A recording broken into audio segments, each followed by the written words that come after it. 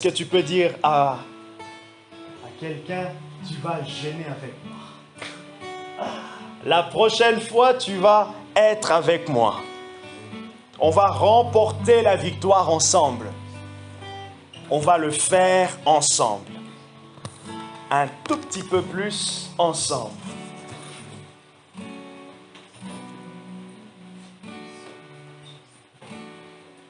Gloire à Jésus. Gloire au Saint-Esprit. L'humilité de Jésus. L'humilité de Jésus.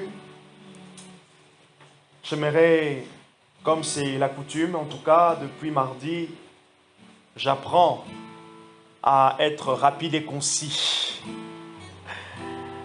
Comme si vous avez été bien inspiré pour laisser le message à une certaine heure. Alors, l'humilité de Jésus, Jean chapitre 3, verset 5. De toute façon, c'est enregistré, c'est la nouveauté de cette semaine de prière. C'est enregistré, c'est 10-20 minutes. Ça permet vraiment que ça ne soit pas long aussi, comme les messages d'habitude. L'humilité de Jésus, on le voit dans Jean chapitre 13, le verset 5. Vous trouvez le passage dans Philippiens chapitre 2, à partir du verset 5 jusqu'au verset 8. Et vous pouvez aussi prendre Zacharie chapitre 9, verset 9. J'aimerais nous donner 4 points concis concernant le concept ou concernant l'expression l'humilité de Jésus. Comment facilement bien voir, bien comprendre l'humilité de Jésus. Sûrement, vous allez voir que dans ce que vous connaissez déjà, dans votre culture, mais aussi dans tout ce que vous connaissez, des messages, des prédications, bref, tout ce que vous connaissez sur l'humilité de Jésus, je vais vous rejoindre parce qu'on a le même esprit. Et peut-être aussi parce que le Saint-Esprit m'a aidé, même pour moi aussi, à bien synthétiser. Même pour moi, c'est clair. Quand on parle de l'humilité de Jésus, vous pouvez le comprendre sous 4 angles. Premièrement, dans sa relation avec Dieu le Père. Dans sa relation avec Dieu le Père, Paul nous dit, Philippiens chapitre 2, versets 5 à 8, qu'il s'est humilié. En ne se regardant pas d'être égal à Dieu. Et pour la preuve de l'humilité, qu'est-ce que Christ a fait? Il a accepté de revêtir la condition de l'homme. Il a accepté de s'abaisser un tout petit peu. Non, de se rabaisser. De perdre en ce qui concerne certains attributs de la divinité, afin de venir t'aider, m'aider. L'humilité de Jésus, premièrement, dans sa relation avec Dieu le Père, Philippiens chapitre 2, versets 5 à 8, il s'est humilié. Et deuxièmement, l'humilité de Jésus dans sa relation avec l'homme. Et ça devient encore intéressant. Dans sa relation avec l'homme, tout en ayant l'esprit sans mesure. Jean chapitre 1 nous dit que Christ avait reçu l'esprit avec toute plénitude. Qu'est-ce que Jésus a fait? Dans son humilité envers l'homme, il a éprouvé la compassion. Donc, il pouvait comprendre l'état de l'homme. Deuxièmement, il a suivi l'homme. Non, il a servi l'homme. Il a servi. Et l'évangile de Marc nous montre comment Christ était serviteur. Donc, celui qui dit « il est humble », on doit voir en lui aussi le service. Dans l'Église. Dans l'Église.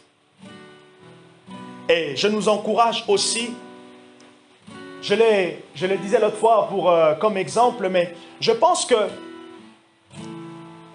là où on a moins d'efforts, là où on a du mal à faire des efforts, c'est là qu'on peut prouver notre humilité. Là où on a du mal là où c'est difficile. Par exemple, je parlais de Rodrigo et de Marie. Je prends par exemple des ménages à l'église.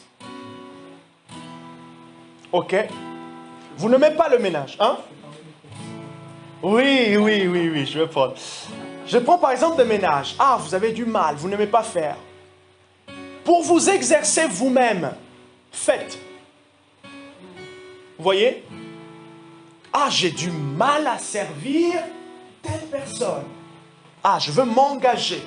Je sais au fait qu'en m'engageant, je crois que c'est Rodrigo Alessandra qui l'ont dit hier, l'intentionnalité. C'est aussi important d'ajouter de l'intentionnalité dans notre démarche. Parce que l'intentionnalité vient du fait de quoi? Du fait qu'on a compris quelque chose et maintenant, puisque j'ai prié, je sais que Dieu m'exauce, alors j'ajoute à ma prière l'action. Vous voyez? Je te rappelle qu'on avait parlé de l'intentionnalité entre octobre et novembre 2021, je crois. C'était un soir. Vous étiez passé à la maison rapidement et on avait pris un café, un truc chaud. C'était un soir au tout début, 2021 je crois, 2021, je me rappelle, il faisait froid. Novembre, tu avais un manteau gris, un peu noir comme ça avec des... Voilà, les détails. Et on était en train de parler, comme si j'étais en train de donner parole de connaissance. On était en train de parler à la cuisine, tu te rappelles? Tu te rappelles pas? Oui, un peu. Ah, il te rappelle pas très bien. Bref. Et Barbara et Alessandra, ils étaient dans le salon.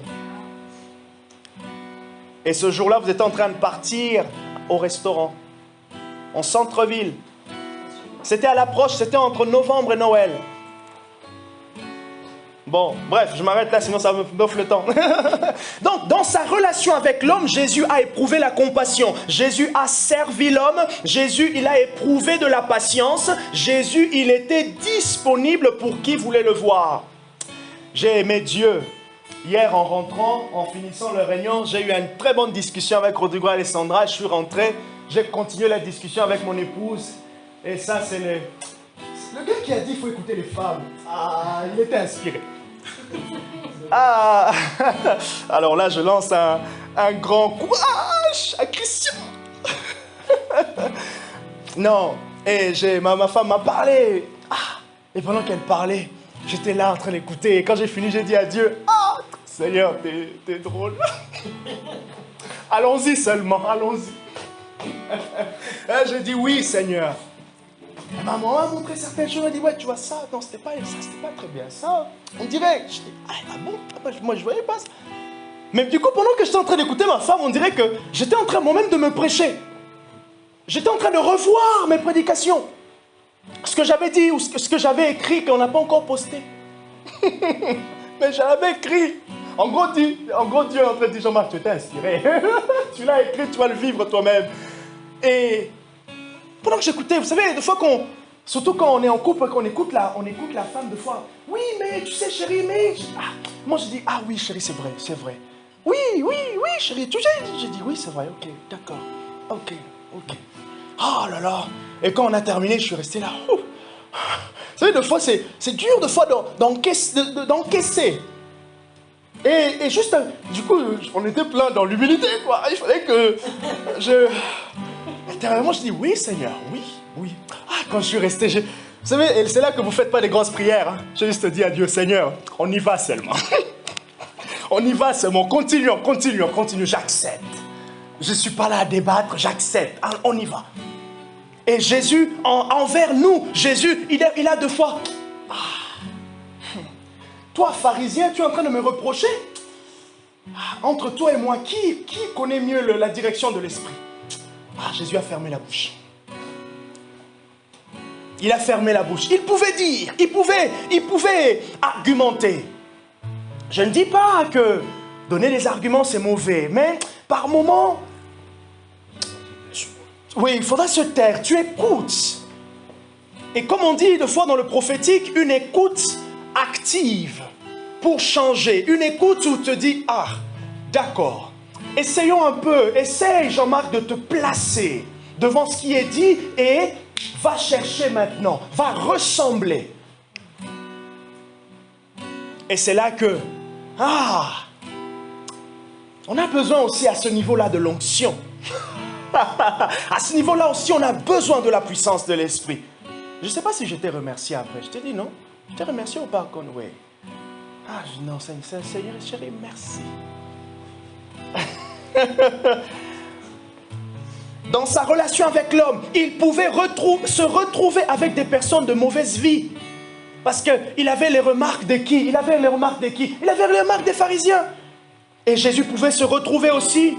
Il pouvait, dans sa relation avec l'homme, il n'a pas jugé, il n'a pas condamné. Dans sa relation avec l'homme, Jésus, il a revêtu la condition de l'homme. Il a accepté d'être sous cette condition de faiblesse. Donc je dis, l'humilité de Jésus dans sa relation avec Dieu. Deuxièmement, dans sa relation avec toi et moi. Et donc Jésus nous engage, il nous emmène à élever notre standard, à nous exercer dans la compassion, à nous exercer dans la patience, à nous exercer. C'est là que ma femme m'a dit, tu sais chérie, non, elle ne m'a pas dit ça, mais il y a un niveau de patience. Ouais. Aïe. Ah. Ouh. Ah ben oui. J'étais là aussi, je devais porter ma croix et j'ai accepté. Comme a dit le pasteur, mon ami le pasteur Rodin, il y a des longues prières, mais il y a aussi des courtes prières, là où le cœur, Dieu a touché le bon truc. Tu n'as pas besoin de plusieurs mots. Des fois, c'est simplement Jésus, j'accepte, fais-le. Des fois, c'est simplement Seigneur, je n'en peux plus, mais ta grâce me suffit. Mais des fois, c'est Seigneur, j'ai vu parce que tu me l'as montré, alors aide-moi. Et c'est là que l'esprit, l'être intérieur s'élève aussi profondément en Dieu. Et tu as l'impression que le Saint-Esprit te dit, ah ben oui, je vais le faire. J'ai commencé d'ailleurs.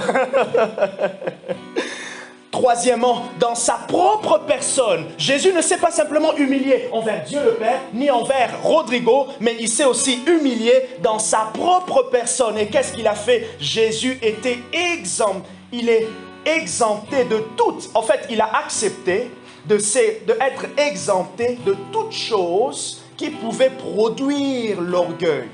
J'explique. Il s'est humilié devant Dieu le Père, il s'est humilié devant l'homme, et maintenant, il a accepté de revêtir, ok?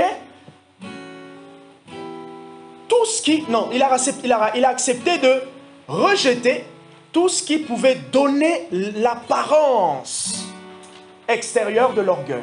Par exemple, Ésaïe nous dit, par exemple, l'orgueil dû à l'apparence. Ok? Deuxièmement, l'orgueil dû au succès. Troisièmement, l'orgueil dû à la réputation. Ah! Ce que font les critiques. Comme le proverbe nous dit, en un clin d'œil, la réputation peut partir. Mais pour reconstruire la réputation,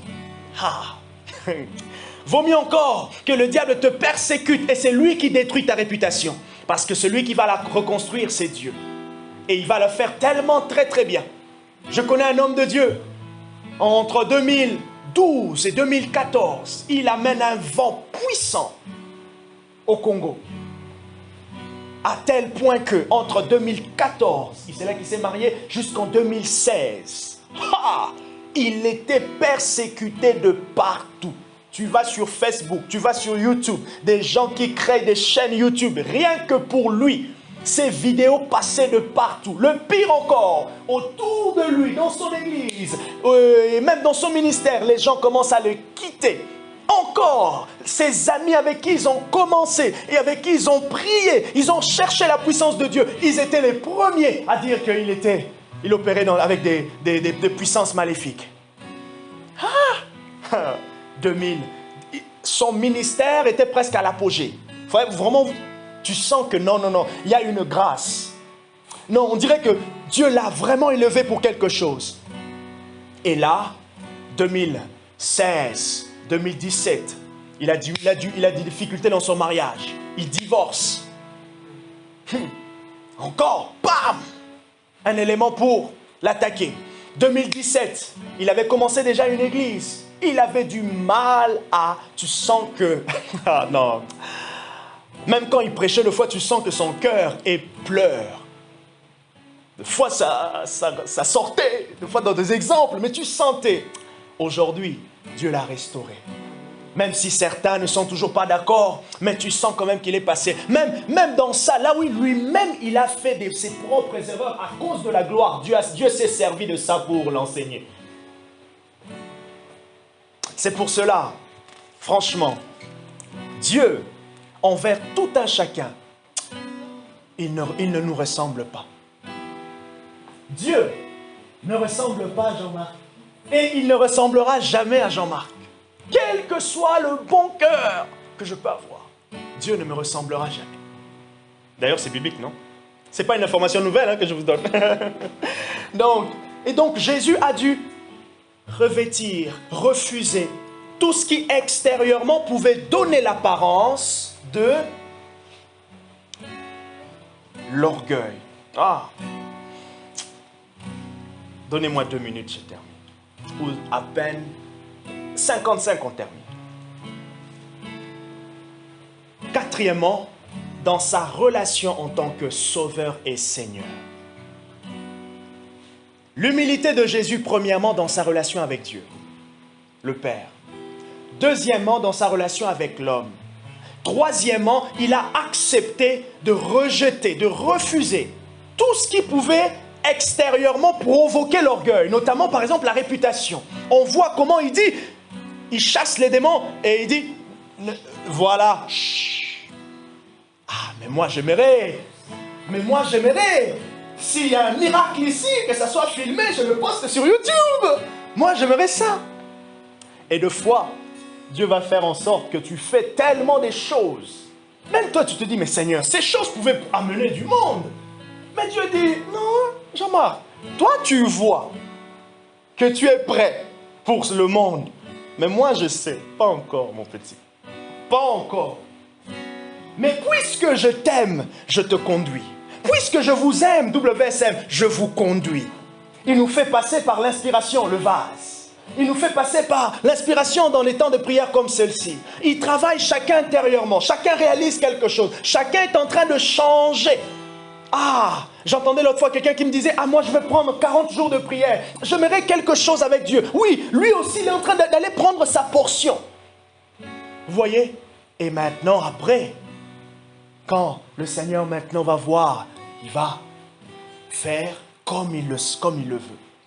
Et puisqu'il a pris le temps, on a répondu à l'appel, on a répondu à ce qu'il voulait faire, et c'est là en fait que chacun maintenant retrouve et il participe à la bénédiction de Dieu, ou Dieu lui fait participer à la bénédiction.